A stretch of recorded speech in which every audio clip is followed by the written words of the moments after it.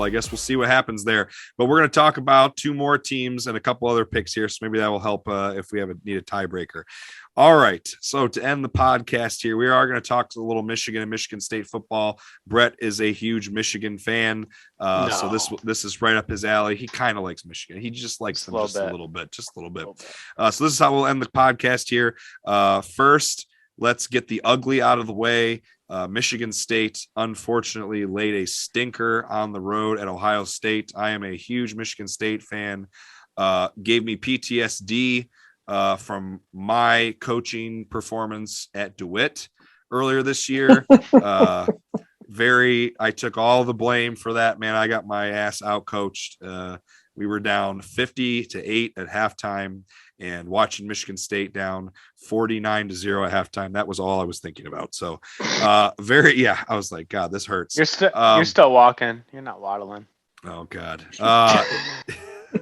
Very ugly performance. Sorry. Now, with that being said, I think there is some more subtleties and nuance to this loss that could be had. There's some more gray area. I don't think it's so black and white. I think there is context in terms of the fact that Michigan State was not expected to win more than 4 to 6 games this year. People said 6 games was on the high end. Kory's going to roll his eyes at me, but this is true. You can go back and look at any preseason projections. Same for Michigan, though. People said, we're not to Michigan yet. Hold on. I know I'm outnumbered 2-1 here. So that's why I'm going first, because I'm sure we'll talk about Michigan for hours. So Michigan State, obviously Mel Tucker has far exceeded expectations here. Now, there is something to be said about the schedule, but I still think a 9-win season, with 1 game left, is still pretty impressive considering where they've come from the last couple of years. A new coach who really hasn't proven himself as a head coach, and just to win that many games in a Power 5 conference schedule, regardless of how good some of them are, to me is impressive to win those 9 games. Now, that's also going off of the loss. Ohio State, I also think, is easily one of the best teams in the country. After we can talk about this in a second, because obviously Michigan's going to be playing Ohio State.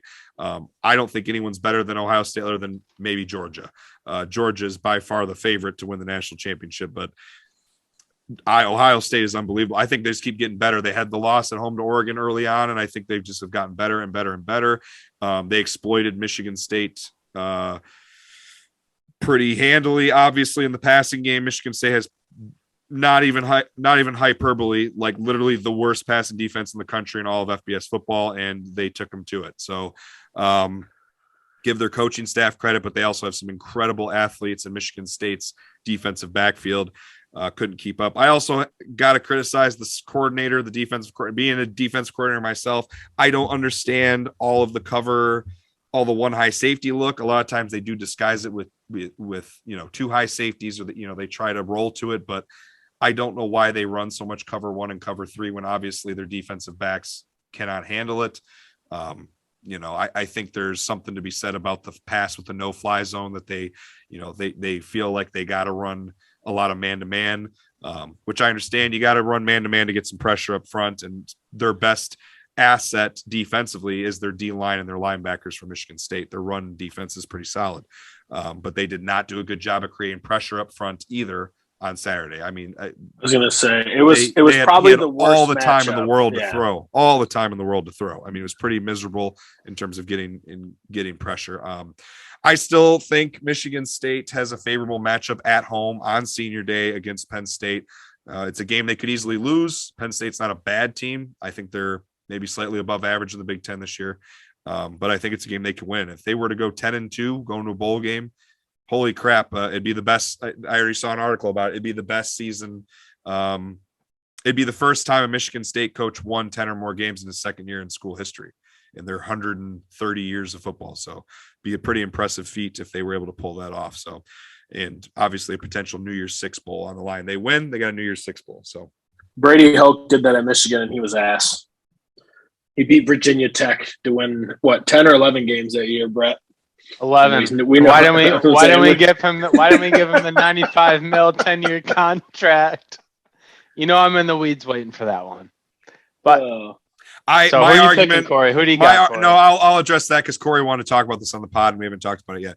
I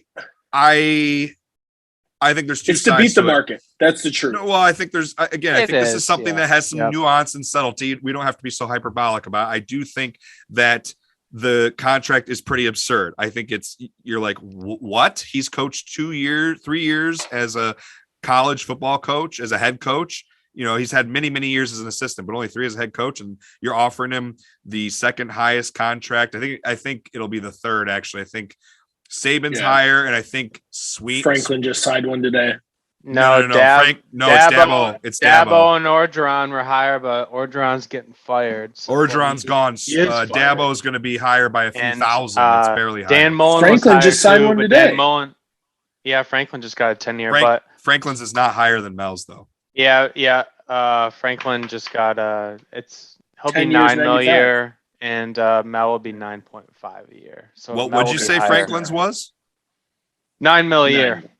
So Mel is higher by $500,000 a year. So good for Mel, man. Which is $5 million over 10 years. That's a shit ton of money. I mean, Dan Mullen just got fired yesterday, I think, and he got paid $12 million at his firing. I mean, that's crazy. I think I'd want to get fired. The money's insane. But going back to what I was saying, I think it's an insane contract, but I also think when you have the context that you have 2 billionaire MSU alumni privately funding and structuring the contract, I don't know. I haven't seen reports on if any or if how much or if any money is coming from the school or the athletic department. It sounds like the majority of it is coming from, if not all of it, from 2 billionaires. So, I mean, if that's how they want to spend their money, who gives a shit? As a Michigan State fan, I'm happy with it because if you have sounds like a terrible investment. If you have a Brady Hoke situation, obviously that's disappointing, but why not hold on to a coach who is about to have one of the greatest second seasons in school history? Again, we can reassess it 5 or 6 years from now. I will eat my own words. Obviously, if he does terrible after this, that would really suck. But I think there's a lot of things in place right now between some of the things with alumni and the facilities and recruiting and excitement around the program. I'm okay with it, especially when it's coming from 2 private billionaires. As a Michigan State fan, this is the last thing I'm going to say. As a Michigan State fan, at the end of the day, I am ecstatic that we have the possibility of having a 10 or 11 win season after we had the last couple seasons we had. And I was expecting maybe 6 wins this year and a bowl game. Go ahead. If we were lucky. So I was just going to say, I think they were trying to get ahead of the market. I don't think it's super stupid. I think it's really high risk with potentially just to fall flat on your face. Like we just said, if it's being privately funded, who gives a shit? It's not like the university has to cut a check. They also didn't release really any information on what was guaranteed and what wasn't. So who knows? I mean, they could just say $9 million a year, but if we cut you free after 3 years because you suck, it's not guaranteed. You're just SOL. Yeah. So, I think the key thing with Michigan State is, rightfully so, all Michigan State wants to do is beat Michigan. They don't give a shit if they go 5-7. If you beat Michigan, it's a good year. And unfortunately for Michigan fans, our perspective is we got to beat Michigan State. That's why you've never met a happy Michigan football fan. But if all you want to do is beat Michigan every year and go to a bowl game, I mean, Mel Tucker is a great guy because I don't see him losing to Michigan anytime soon. He's had those guys ready to fight the last 2 years, unfortunately, from a Wolverine perspective. So money well spent. But I will say that one of my biggest complaints in sports right now is the way that coaches are handled in college. So you have, for instance, Dan Mullen just got fired yesterday or 2 days ago. He's made a New Year's Six Bowl every single year he's been at Florida. He was the SEC East champion last year. They got rolled by Bama in the playoffs or the SEC championship, but he just got fired this year. The thing is, you're going to have your ups, you're going to have your downs in sports, and you got to ride with that coach. So Michigan, they had their issue with Harbaugh. They restructured his contract. He's now essentially on a commission basis where he's paid by his performance. He could be one of the top 2 paid coaches depending on how his team performs. And I know Nebraska just restructured Scott Frost's contract that same way too. But I just think that being a college football coach, you got to ride with your coach at times. I mean, there's a lot of good coaches out there that get fired early. I mean, think about if Harbaugh got fired last year, Michigan wouldn't be 10-1 Michigan has right now. no reason to get rid of Harbaugh, though. The guy is It's so hard to build a program how many in college, 10-win seasons he's had. They don't. It's And the so thing hard is, it's hard to build be a program college in coach. And the thing is, it's the same reason Scott Frost just did the same similar contract at Nebraska, because that's their guy. The chips are on that guy. And if he can't win, who is going to win? But I look at the program Northwestern, for example. Northwestern went to the Big Ten Championship last year, and they're ass this year.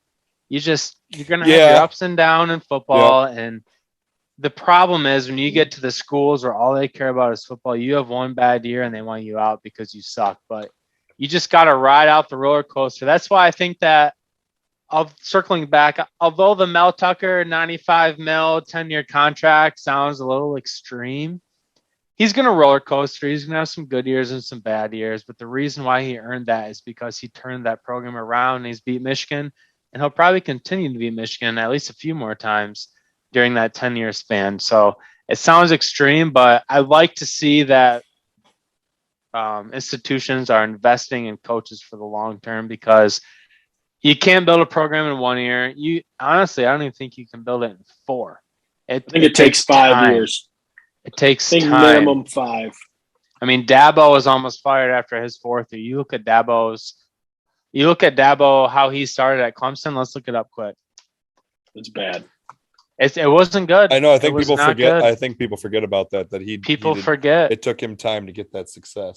Well, I'm taking Penn State at Spartan Stadium on Saturday. I think Penn State's defense is underrated. I think their offense is spotty, but they do have a really good receiving core, and I think it gives Michigan State issues in a close one. 2-point game, 3-point game. I'm taking Sparty. I didn't say my pick. I'm taking Sparty. Penn State had 30-some guys out for the flu last week. Sean Clifford was out. I think Sparty, they got a lot of guys. It's been a big season. They're not going to lose at home. Spartan Stadium is a tough place to play. I think Penn State is soft. And there's a lot of distraction with the James Franklin contract. I think it's interesting. They announced his contract today before the Michigan State game to help focus their team, or they should have done that a couple of weeks ago. James Franklin changes his agents I think 2-3 weeks ago. Everyone thinking he's going to take the USC job. A lot of distractions going on, but I'm taking Sparty. I think Sparty's going to get it done at Spartan Stadium. You think James Franklin? You think James Franklin was worried when he was playing Illinois at the Big House on a Thursday? Double cheeked up. He's been playing with his butthole puckered every single game since he's been there. That guy, I don't like James Franklin. I would not like that contract if I was Penn State. But I'm picking Michigan State. I think senior night at home, last regular season game for them, that especially after getting embarrassed, I think they have a little motivation there to go back to the drawing board. Excuse me. And what time is the game, Vince? I got it right here. It is 3:30 on ABC. Oh yeah, Sparty's for sure. Yeah, I think that's a good time slot. So I got Michigan State. Go green, baby. All right, you guys want to move on and finish here with Michigan, and then we can wrap it up with maybe college football playoff talk and call it a night. Yeah. One of you guys want to start us off here? My 2 Michigan Kory. fans. All right. Biggest matchup at the Big House since 2003. Michigan hasn't played Ohio State for championship implications since then, which is crazy to think about. We've always played at Ohio State. No, I think you got a Michigan team who did some things last week against Maryland on offense that we literally haven't seen this whole season, which is pretty awesome to see. I think it was a little mix of look what we can do and here, try to game plan for this. I don't honestly think a lot of it had any intention other than to just screw with Ohio State. But no, I think that it's going to be a battle. I think Michigan's good at the things Michigan State wasn't good at, for example, our secondary. So there'll be some things that we'll see different. I'm going to say it's not as close as people think. I have some weird faith in Michigan this year. I'm going to say 38-27 Michigan. Hey, Brett, your camera's off, BTW. Yeah, I'm turning it back on. I just step out for a second. Oh, okay. Didn't know if we lost you. No, I'm back. Did you hear Kory's pick? I did. 38-27. You want me to go next, or do you want to go? Do you guys want to bookend me? Do you want to sandwich me? Yeah, but we might as well because you're picking the Buckeyes. So, I mean, I'm not picking them out of spite. I even though you guys would probably pick teams against Michigan State out of spite, although I commend Brett for being reasonable and picking Michigan State over Penn State. Michigan's a very good football team. I mean, they're really, really good. I mean, if they find a way to get in the end zone a few more times against Michigan State, I think they would have rolled Michigan State. Michigan State just found a way to stop them and keep them to field goals. Otherwise, Michigan could be 11-0 right now. I mean, they have a chance still to get to 11-1 and get to their first Big Ten Conference Championship game in school history. I think it helps that senior day and at the Big House. I just think this Ohio State team is rolling. I think Michigan's playing very well, but I think Ohio State's playing better than anyone in the country other than Georgia. So my pick is Ohio State. I think it's probably going to be a fairly good game. I don't think it's not going to be like the Michigan State one. I don't think Ohio State blows out Michigan this year. I think it's within a few scores, 2 scores, 1 score, maybe even 1 score game. All right. Going to wrap it up here. I'm taking the Wolverines, and I can tell you exactly why. The Buckeyes, freshman quarterback CJ Stroud, he plays great. He plays great in the shoe. But on the road, he's given the Buckeyes a little bit of a problem. At Minnesota, they're on the ropes. I believe they're losing going into the second half up in Minneapolis. Fast forward at Rutgers, they had a nice little bump out game, crushed the Scarlet Knights, which everybody does. At Indiana, the same thing. But then they went to Lincoln, Nebraska, very close game. They won by 9 points. To a Nebraska team that plays every game very close. Even the Michigan game was very close. But I think, like Kory said, Vince said, they're playing in the Big House. It's the first time the game's really been on the line in the Big House, or the conference has been on the line in the Big House since 2003. I'd say it's been a while since they both, because there was a stretch in the mid-2000s where Ohio State, after those sanctions, wasn't doing so hot, and then Michigan wasn't doing so hot. So was that the last time they were top 10 matchup playing for the conference title? Well, they were in 2016 and 2018, but those were in Columbus. This is the first time in the Big House. All I can say is that the team in 2018 or maybe 2017, Michigan was led by John O'Korn, J-O-K, a.k.a. Joke, for a quarterback. I respect him as a person, sucked at QB. But Michigan had that game against JT Barrett and JK Dobbins. They were on a last possession to win the game, and JOK threw an interception. If that Michigan team can make that game close in the Big House, you bet. What season was that? What year was that? I think it was 28. Might have been 2017, just before Shea Patterson. I thought it was 18. Might have been 18. You can bet your ass that this Michigan team is going to keep it close. The Big House is going to be rocking. I'll be there. Kory's going to be there. You guys are. Oh yeah, you guys both got tickets, don't you? I probably won't even be able to talk after the game. I'm going to be screaming the entire game. I won't even be able to see the game. I'll be so drunk by the time we go in. Wear your Dr. Scholl's, because we're going to be standing the whole game. Michigan is going to pull this out. I don't even have a scoring prediction. I just know that every street comes to an end.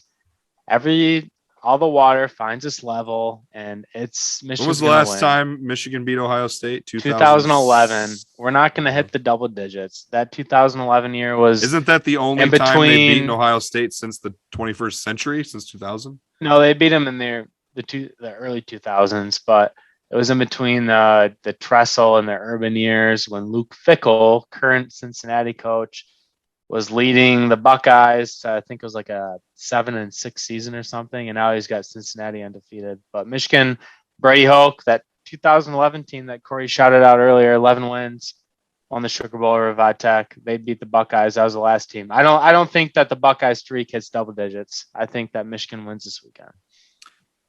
And if they don't, this might be my last podcast. Did you know that the Buckeyes, I believe, if they were to win this, it would tie or break the tie for the longest win streak in the series history. It would tie.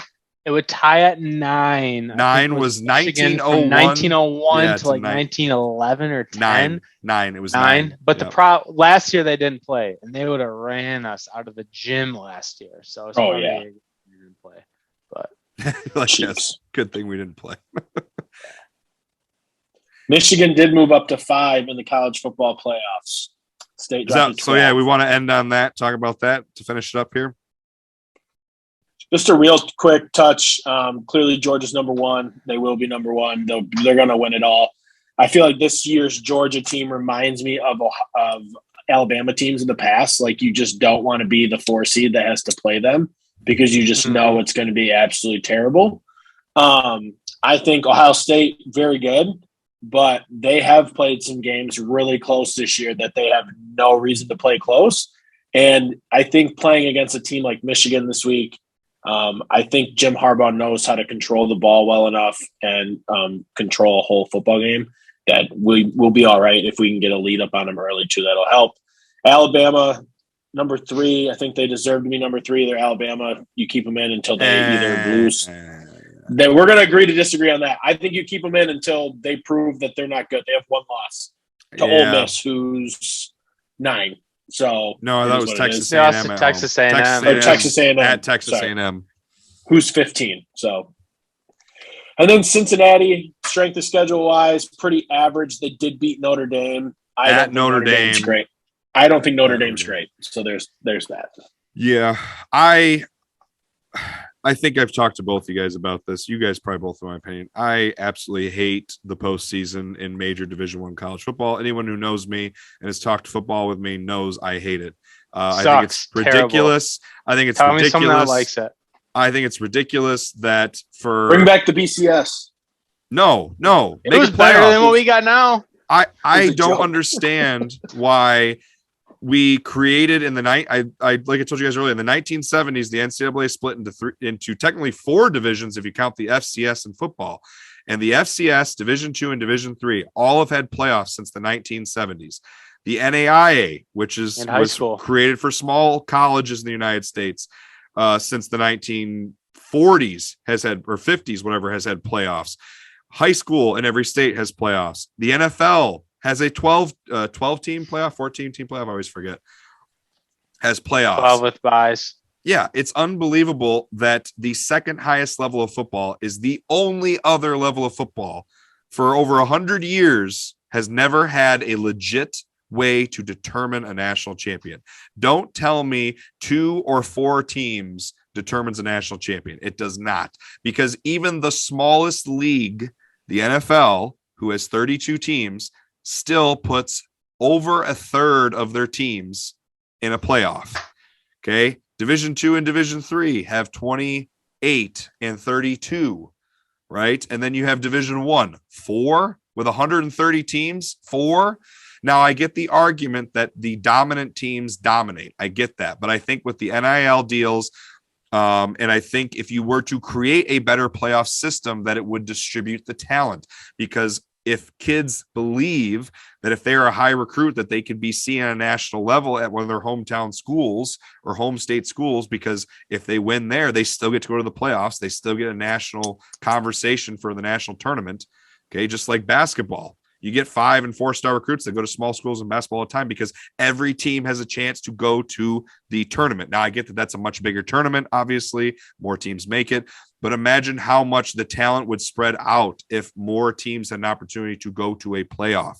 It would spread out. It wouldn't happen right away, but it would eventually. And I think the NIL deals will help, because now kids can make money wherever they go. It doesn't matter. You don't have to, be seen by the NFL at a big time school anymore. You can just make your money.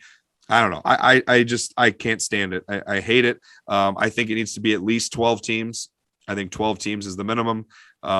I personally tell people all the time, I would love to see all 10 conference champions get in and then do 6 at-large teams. Go 16. Do away with one of the non-conference regular season games. The SEC plays an FCS school every year. Get rid of that. Come on. Play 11 games. Division II plays 11 games. Division III plays 10 games. FCS plays 11 games. Cut your schedule down by 1 game. Do a 16-team playoff. I don't know. That's my argument. I hate the college football playoffs. I love the games, but I hate the system. I hate the format. Sorry. And off my soapbox. Still in my Take it, Kory. I already said my piece. Oh. So I mean, I think it's stupid, but at the same time, it is what it is. You can't do anything about it. It sounds like they're going to be changing it, though. I agree with Vince. I think 2025 is when the contract expires, which is still too far away in my mind. I'm going to be halfway to 40 by the time that happens. Oh, dude, don't make me think about that. But I am 40. Well, you look like you're 20, so that's all that matters. Good. With that mustache, that porn stash. The mustache, exactly. I couldn't agree with you more, Vince. The way the playoff is set up is terrible. You know, 2 teams sucked. 4 teams is even worse. Yeah, the because problem there's is so many arguments with 4 teams. so many arguments. Just open the door for arguments. One of the bigger problems is you're gonna have 4 teams. Okay, that's fine. Don't put the rankings out in week 9 or week 8 whenever they start the playoff rankings, because all that does is causes arguments. Imagine if NCAA basketball put out their official bracketology midway through February. Like, that would be insane. It's just stupid. And it's an attention grab. I watched the Michigan State Kansas game. It's all about money. And in intermission, it's all about money. It's all about football. Michigan State Kansas basketball. And at intermission between that and Kentucky Duke, we're talking about a stupid first playoff team ranking when 2 of the teams that were in that ranking are out. Half those teams are out. How stupid is that? Complete waste of my time. I just tuned in because I love college football, but it's absolutely ridiculous. I don't know. You actually watch. I just wait till they post it on Twitter. Somebody get this man a tissue. I'm going to need a box. It is freaking insane. I hate it. I have nothing good to say about it. The people, Greg Sankey, SEC, I know he's probably one of the main ones leading it. Isn't the Iowa AD one of the head guys too? Yeah, he's got a corn cob up his ass. I don't know. It's stupid. Absolutely stupid. It's like you said, Vince, every level of football has a large playoff where multiple teams make it. And the thing is, the struggle in FBS is you lose 1 game and guys just quit because who wants to go play at the Little Caesars how many people are going to sit out a bowl game this year? Yeah, they're going to sit out bowl games. I mean, yeah, you're playing in the Red Box Bowl and Levi Cheez-It Bowl in San Francisco in front of 15,000 fans. The Lions 4 of your best players are sitting out because they're going to the NFL. So I've never understood the bowl game system. The only reason that do you guys realize too that of the other there's 4 technically 4 divisions in the NCAA, right? FBS, FCS, D2, and D3. This is the only level, their highest level, where they don't sanction a playoff. The NCAA runs and sanctions the other 3 playoffs. This level, they don't. I don't understand why. I've never looked into the minutia, like the details. The only thing I can think of that seems to be common sense and makes sense on paper is money. Exactly. It's money. It's because this bowl system has been in place for almost 100 years. Some of like the Rose Bowl has already, over 100 years. The Rose Bowl, Michigan State played in the 100th Rose Bowl. The Rose Bowl has been 109 seasons. So make the Rose Bowl a semifinal every single playoff. Yes. And every other, like the semifinals are a neutral site, and then everything else is a home site. I just don't understand. Fiesta, Orange, Rose, rotate them around as 2 semifinals. Good idea too. A bowl game. I don't understand what's written in fine print somewhere, what contract is signed where, that the NCAA is not allowed to sanction a postseason tournament for this level. The only thing I can think of is something contractual, something with money, and with the bowl games, a combination of those things. It's so stupid. It's the only sport and the only level in the NCAA, only sport and only division where the NCAA does not hand a trophy with their name on it to the champion. The thing is, only one. The thing is, you're probably gonna, if it's about money, like you said, Vince, you go to a 16-team playoff. So Iowa is ranked 16 right now. Texas A&M is ranked 15. Those two teams are probably going to square off in the Mayo Bowl in Jacksonville, Florida, and in front of 25,000 fans. And if Duke's that was Mayo Bowl. Now imagine if the if Mayo you wanted- Bowl was the first round of a 32-team tournament. that place Still would be have your bowl games. sold out. It would be completely sold out. So I don't know whoever why they is don't saying do a it's about 32-team tournament. Like, whoever how is much running fun? How much fun? whoever has ever looked into the numbers needs to just get canned because they have no idea what they're talking about. Anything that's worth a damn to win a championship. Look at all the other playoff games, though. Like in all the other divisions and even high school, the stadiums are packed because your team's done. Like you may never see them again. Well, at least for the year. They're not gonna Grand die Valley anything, Ferris but will be sold out this weekend up in Big Rapids. Sold out. second round playoff game. Even the Standing Division room two- only. Even the D2, If that was a bowl game, no chance. yeah, and that's D2, and even the D2 national championship game, which they changed the contract, but for a while it was being played in Texas. I think maybe it still is Texas. Even Used for to be that, Alabama. yeah, but even for that, they still get like I think 8,000 to 9,000 people all the way down there. Like even Yeah. when Ferris State went, like people for Division II football because it's exciting, it's fun, it's for Yeah, it's a national championship. You're playing for a I mean, championship. The playoffs makes People it wanna fun. be a part Anytime of you it. have a chance to advance, people want to be there and be a part of it. And Yeah. no one wants to go to an Outback Bowl just for claps. To hang a Like, banner that says Outback Bowl well, champions. Corey goes to the bowls. I go to the Outback Bowl, free steak. I've never been to a bowl game before. I went to Michigan State's Big Ten championship game against Iowa, but I've never been to a bowl game. My last bowl game I went to was the Alamo Bowl in 2006. Wow. Michigan versus Nebraska, completely scarred. I was at an intersection walking into the stadium. This drunk Nebraska fan looked at my 14-year-old self and goes, "Hey, Wolverine, how do you make a Michigan cookie?" And I was like, "I don't know." And he's like, "You put it in a bowl and you beat it for 3 hours. Go Big Red!" And Michigan got rolled. How many, and I how was many so teeth was that puckered. guy missing? How many teeth was he missing? I don't think he had a tooth. Sure, it wasn't one hanging from the middle. Single. But yeah, it needs to change. It's going to change over the course of the years. It's just a shame it takes so long. Well, all right. It's fun, nonetheless. It keeps us interested. Yeah, We're talking about it, It's so something it's to talk worth about and something. argue, but hopefully it gets changed sometime soon. Well, all right, guys. With that, we have been talking for a little over an hour. Corey, this podcast episode for episode 1 is going to be over an hour and like 40 minutes. So I don't know. We'll have to talk if we want to split up into 2 parts or if we just want people to accept over almost 2 hour long first episode. All right. With that, we're going to wrap things up here. Brett Jansen, Fart Johnson, thanks for joining us. Our guest picker for the MHSAA state playoffs. We'll announce in the next episode which one of us won. Obviously, if you pay attention to the games and follow along, see who made the best picks. Yeah, go green. Go blue. Thanks for having me. RIP MSU. Hope you guys enjoyed listening. And Tuck coming. Tuck dead. Great Lakes State football, or as Corey and I like to joke, GLSF ball. We'll be back with another episode next week.